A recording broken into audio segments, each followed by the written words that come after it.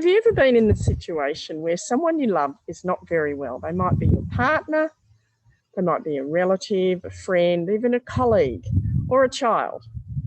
It's something that worries a lot of people, and over decades of clinical practice, I've had a lot of people say, what can I do to help whoever to get well again?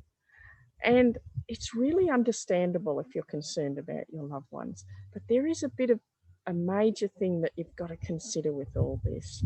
I'll go into that in a minute. Now, if you hear any noises like birds, I've got some cockatoos who've joined me here in the backyard, and they make a big noise. They're here, I'm in Australia, and they're here to eat some of the gum nuts on the gum trees. So just wave to them.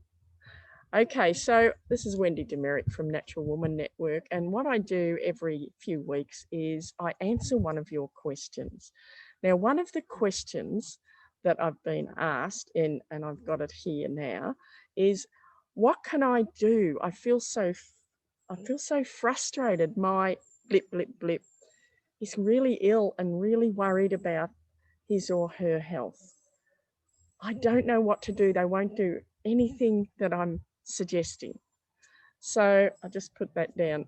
This is so common that people have actually rung at the clinic quite a bit to ask this and sent me emails and on Facebook and so on. Number one thing to know is I've been there too. I've been really concerned about loved ones when they've been really ill, and I really would have loved for them to have done some things that I know can really help. But sometimes you've just got to say, well, what is my role here? Am I their friend? Am I their daughter? Am I their partner? And it's really important to understand that your friend, daughter, partner, whoever, might not actually want your help. So first of all, the number one thing to do is to listen rather than just tell. And find out, leave the dialogue open, and ask questions like, how are you feeling about it?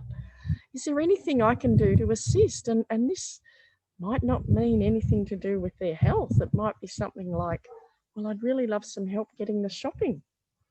Or do you think you could go to the library for me? Or I feel so ill, would you mind cooking me a meal? Leave it open for people to ask something that you can do. Because I can tell you, if you start trying to convert people to your way of thinking, they can really, naturally enough, object to that and even just disconnect from you. Because sometimes people have had a bit of a shock and they need a little bit of time to think about it. And they might be in fear. And they just might not believe in natural therapies or things that you believe in. So it's really important to respect that everyone should have the power to live their life how they want, and that might not include doing things the way that you want to do it. I had a lesson in this when I was quite a young adult, and I was, in my early years of my clinical practice, and a loved one became very ill and eventually died. And I really would have loved them to have done some things that helped them along the way with natural therapies. But I had to realise very quickly that that was not my role in this situation, and to actually try and push that barrow a bit was actually going to do more harm than good. So I sat back a bit and became the person that it was appropriate for me to be at that time, and that was not a health practitioner. They needed help, but not in that way. They were not open to that at all. So it's really important that you give people the empowered living to make their own choices. And when they're ready, they might ask you, or you can even say, look, if you want to talk about, this or that type of issue, I'm here. Please don't make a phone call immediately to your favourite practitioner and book them in for a consultation unless you have their permission. I've lost count how many times that someone's made an appointment for their loved one and their loved one didn't even know, or else they were dragged there kicking and screaming. And it was just a waste of time for them. And it was very humiliating for them as well. So I even trained my receptionist to always ask people, is this appointment for you? And if they said, well, no, it's for my whoever, they would say, well, you know, if that person is an adult, they need to make their own appointment because free will is involved. You know, it's really good intentions that people have doing this, but they don't realise one important thing they might be doing, and that is overcaring. So easy to do. We women, especially, it's not just women, but you know, blokes as well.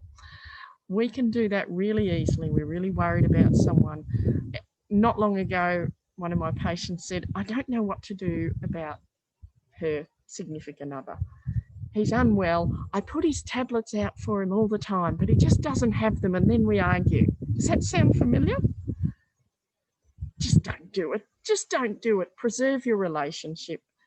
Be what you need to be for whoever this person is, if that's possible for you. And maybe look at a bit why you might be overcaring or overmothering or smothering. And that's not a blame thing. I think it's a natural human response to want the people that we love to be well. But it goes a bit beyond a natural response when you start trying to really pressure someone into doing things how you want them done, or, you know, just, you know, commenting all the time about it and so on. So that's just another one of the Health Smarts tips for you. And subscribe to our YouTube channel. Just ping the subscribe button, and we're going to be putting much more on here. Every few weeks we'll get some more health smarts, and you can find out a program of wellness from the Radiant Woman book where you can chart your own wellness journey and all the steps that you can take to get to your optimum health through the link that I've put below, as well as the Natural Woman Network link. Meanwhile, put any questions here, any comments. Love to hear from you. Bye.